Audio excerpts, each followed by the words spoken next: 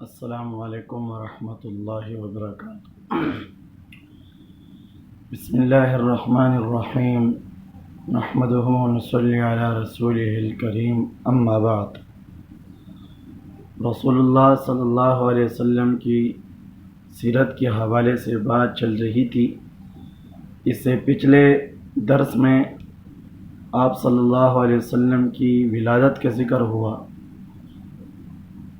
کہ آپ علیہ الصلوۃ والسلام کس سال پیدا ہوئے، کس مہینے میں پیدا ہوئے اور آپ کس تاریخ کو پیدا ہوئے۔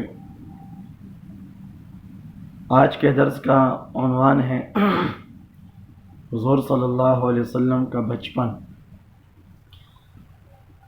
آپ علیہ السلام کا بچپن کے تحت ہم دو باتوں کا ذکر کریں گے، ایک آپ علیہ الصلوۃ والسلام کی رضاعت کا اور ایک آپ علیہ الصلوۃ والسلام کی کفالت کا۔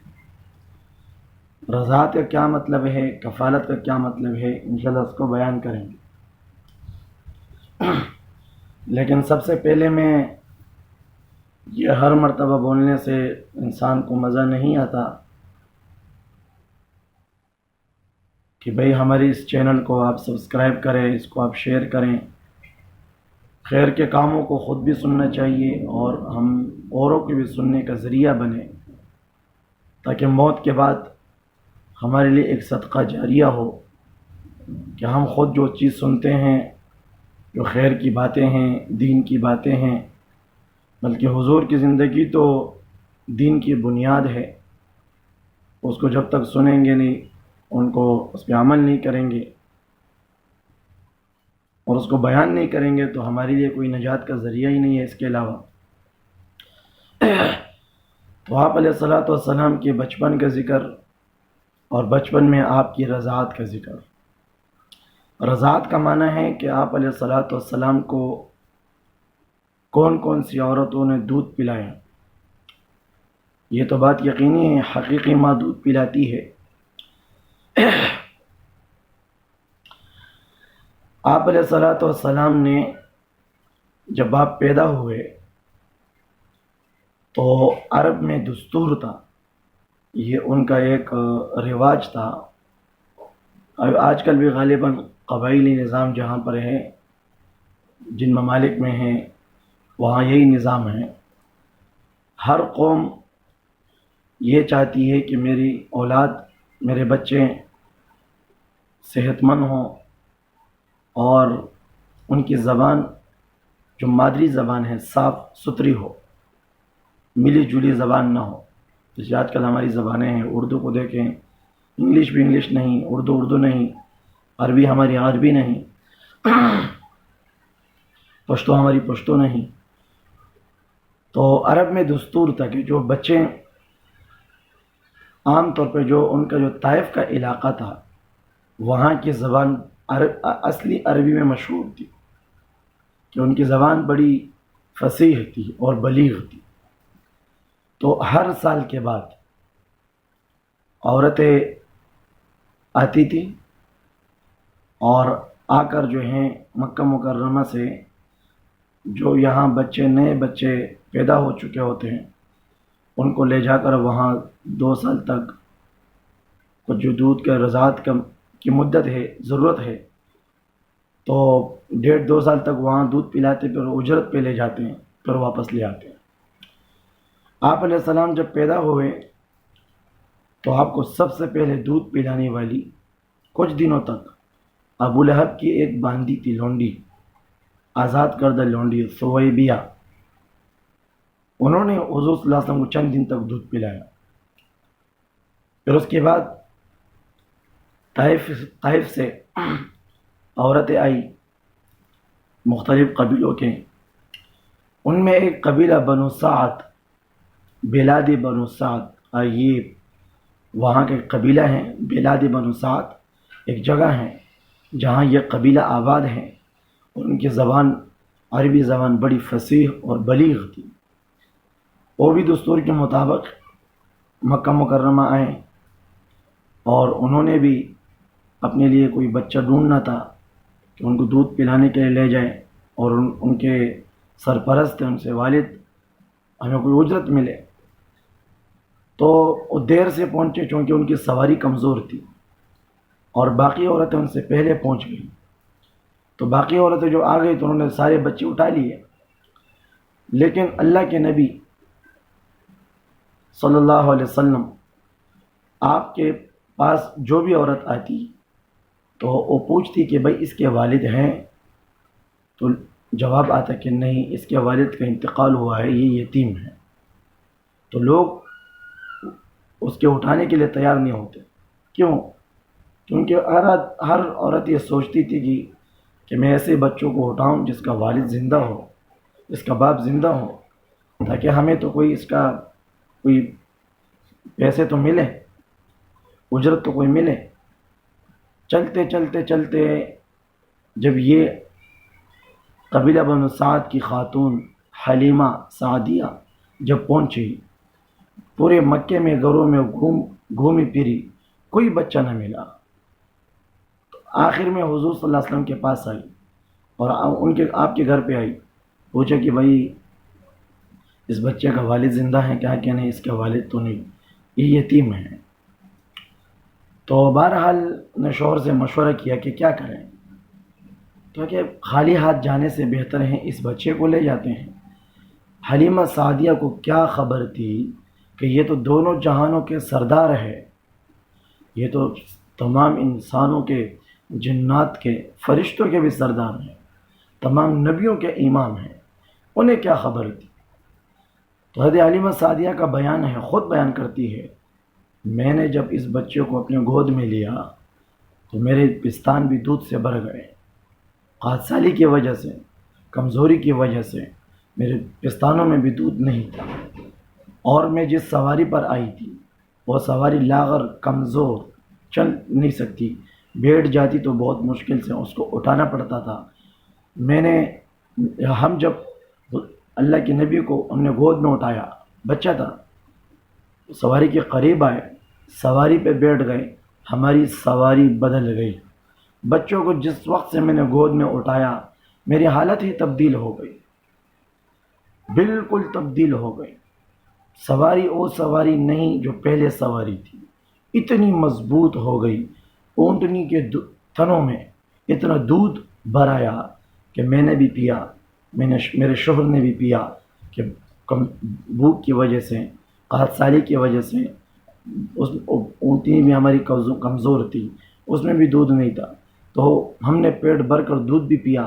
پھر سواری پر جب سوار ہوئے، عجیب بات کہا کہ ہم سواری پر سوار ہوئے تو شوہر تو آگے بیٹھ گئے، ہم نے بچے کو پیچھے پکڑا گود میں اور سواری نے اٹھنے سے انکار کیا. سواری نہیں اٹھی، اٹھ نہیں رہی تھی. پھر ہم نے کیا کیا، بھئی کیا ہو گیا سواری کو؟ کہ جب ہم نے اللہ کے رسول کو آگے بٹھایا اور آگے گود میں پکڑا، سواری کے شروع میں سواری اٹھنے لگی. سواری کو بھی معلوم تھا کہ یہ سوار جب پیچھے بیٹھے گا تو میں اٹھوں گا نہیں، یہ اللہ کے نبی ہے، اللہ کے محبوب ہے، یہ سب سے آگے بیٹھنا چاہیے. تو سواری چلتی رہی. اب یہ سواری اتنی تیز ہو گئی کہ جو عورتیں، جو سواریاں، جو قافلہ اس سے نکل چکا تھا، یہ اس کو بھی آگے کراس کر گئی. لوگوں نے جب دیکھا حلیمہ کی سواری سب سے آگے دوڑ رہی ہے تیز، تو عورتوں نے پوچھا، حلیمہ یہ سواری آپ کسی کے ساتھ تبدیل کر کے آئی؟ آپ نے کوئی نئی سواری لی؟ تو جواب دے، نہیں، سواری ہماری پرانی ہے، ہاں سوار چینج ہوا ہے، سوار نیا ہے. میں نے ایک ایسا بچہ اٹھایا ہے کہ جس کے اٹھانے کے بعد میں برکتیں یہاں سے دیکھ رہا ہوں. طائف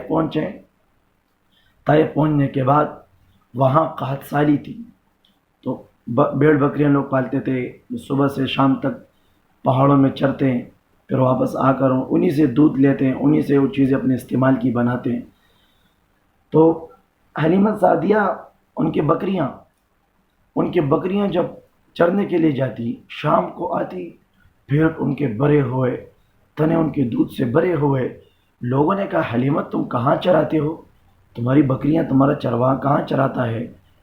لوگ اپنی بکریوں کو حضرت حلیمہ کی بکریوں کے ساتھ چرانے کے لیے لے جاتے تھے اور اپنے چرواہوں سے کہتے کہ جہاں حلیمہ کی بکریاں چرتی ہے وہیں بکریاں چرایا کرو. تو لیکن حضرت حلیمہ کی بکریاں جہاں چرتی وہاں انہی کے لیے گھاس اگتا. یہ حضور کا معجزہ تھا، حضور کی برکت تھی. تو 2 سال ان کے اتنے خوشحال گزرے، اتنی برکت حضرت حلیمہ نے دیکھی. 2 سال کی مدت کے لیے چونکہ ان کو لائے تھے. 2 سال پورے ہونے کے بعد انہوں نے حضرت حلیمہ نے اللہ کے نبی کو اپنی والدہ کے پاس مکہ واپس لے کے گئے، لیکن ان کی خواہش تھی کہ مزید کچھ عرصے تک میرے ساتھ رہیں. وہ برکتیں دیکھ چکی تھی.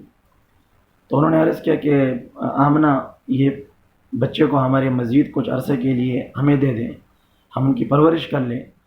طائف کا آب اور ہوا خوبصورت ہے، اچھا ہے. تو اس وقت کچھ بیماری بھی تھی مکہ مکرمہ میں، تو والدہ بھی تیار ہو گئی. مزید 2 سال کے لیے حضرت حلیمہ ان کو اللہ کے نبی کو ساتھ لے کر آئی اور 2 سال تک اللہ کے نبی یہاں اور رہیں. ان کے بچوں کے ساتھ، اپنے رضائی بہن بھائیوں کے ساتھ. اللہ کے نبی بھی باہر جا کر بکریاں چراتے ہیں، گھومتے پھرتے ہیں. ایک واقعہ پیش آیا شق صدر کا، سینے کو چیرا گیا. اللہ کے نبی کے سینوں کو چیرا گیا کئی مرتبہ. دفعہ آپ کے سینوں کو چاک کر کے دل نکال کر اس کو پانی، زمزم کے پانی سے دھویا گیا ہے. جبریل علیہ السلام ان کے ساتھ کچھ فرشتے. تو ایک دن ایسا ہی ہوا، اللہ کے نبی اپنی بھائیوں کے ساتھ، بہنوں کے ساتھ کھیلنے کے لیے گئے تھے یا بکریاں چرانے کے لیے گئے تھے. تو ان کے رضائی بھائی دوڑتے ہوئے گھر آئے. انہوں نے اپنے والدین سے کہا کہ ہمارے جو رضائی بھائی ہیں، اچانک کچھ لوگ آئے اور سفید لباس میں ان کو لٹایا اور ان کے سینے کو چیرا. تو یہ دوڑتے ہوئے جب آئے اور اللہ کے نبی صلی اللہ علیہ وسلم وہاں کھڑے تھے اور رنگ آپ کا بالکل پیلا زرد پڑ گیا تھا، تو گھبرائے ہوئے تھے. انہیں پوچھا کیا ہوا؟ کہا کچھ پتہ نہیں، کچھ لوگ آئے، مجھے لٹایا، میرے سینوں کو چیرا، دل نکالا، اس کو دھویا، واپس لگایا. تو جب دیکھا گیا تو واقعی نشان تھے. تو حضرت حلیمہ ڈر گئی کہ یہ کوئی معاملہ ہے کہ اس کو کوئی اور نقصان نہ پہنچے. اس خوف سے 4 سال جب پورے ہو گئے تو انہوں نے اللہ کے نبی کو حضرت آمنہ کے حوالے کیا اور جا کر ان سے کہنے لگی کہ بھئی میں نے یہ واقع دیکھا، میں ڈر گئی کہ آئندہ کوئی نقصان نہ پہنچے، یہ بابرکت بچہ ہیں. لیکن حضرت آمنہ نے ان سے کہا کہ نہیں، یہ آپ پہلی دفعہ دیکھ رہی ہو، اس کی ولادت سے پہلے بھی میں نے بہت سے برکات دیکھے ہیں. یہ بابرکت بچہ ہے، اس کا نام بھی برکت والا ہے اور اس کی ولادت بھی برکت والی ہے. اور یہ اصل میں جو شق صدر ہوئی، کئی دفعہ آپ کے سینے کو چیرا گیا، آپ معراج کے لیے جانے سے پہلے بھی ہوا. یہ اصل طور پہ آپ کو دونوں جہانوں کے سرداری کے لیے چنا جا رہا تھا اور آپ کو ایک بہت بڑی ذمہ داری کے لیے تیار کیا جا رہا تھا، جس کی ایک نشانی بتائی کہ آپ کے دل کو شروع ہی سے دھویا گیا کہ اس میں دنیا کا بھی ذرے کے برابر بھی خیال نہ آئے، جس میں انسانی طور پہ جو فحش، بے حیائی، ناشائستہ کام، یوں سمجھ لو کہ پیدائش ہی سے اللہ نے اپنے حبیب کی تربیت کی اور اپنے حبیب کو محفوظ بنایا. آپ کو ہر قسم کی ناشائستہ حرکات سے، ہر قسم کی وہ عمل جو اللہ کو ناپسند ہیں، جو انسان کو آخرت سے غافل کر دیتے ہیں، اللہ نے ان تمام چیزوں سے، تمام اعمال سے، تمام کاموں سے اپنے حبیب کو محفوظ فرمایا. آپ کے سینے کو، آپ کے دل کو دھویا گیا، اس کو صاف کیا گیا، اس طور پہ کہ آپ کے دل میں کوئی غلط خیال نہ آئے، کوئی دنیاوی خیال نہ آئے، کوئی شیطان وسوسہ نہ ڈالے. تو اپنے والدہ کے پاس آئے تو والدہ نے مزید پھر 2 سال تک اللہ کے نبی اپنی والدہ کے ساتھ رہے. تو یہ آپ کی بچپن کے حوالے سے، اس میں رضاعت کے حوالے سے بات ہوئی کہ آپ نے کتنے عرصے تک کہاں کہاں دودھ پیا. انشاءاللہ العزیز اگلے درس میں ہم بیان کریں گے کہ آپ علیہ الصلوۃ والسلام کی کفالت کن کن لوگوں نے کی. آپ کتنے عرصے تک والدہ کی کفالت میں رہیں، پھر اس کے بعد آپ کی کفالت کس نے کی، پھر اس کے بعد کس نے کی، انشاءاللہ اگلے درس میں اس کو بیان کریں گے۔ والسلام علیکم ورحمۃ اللہ۔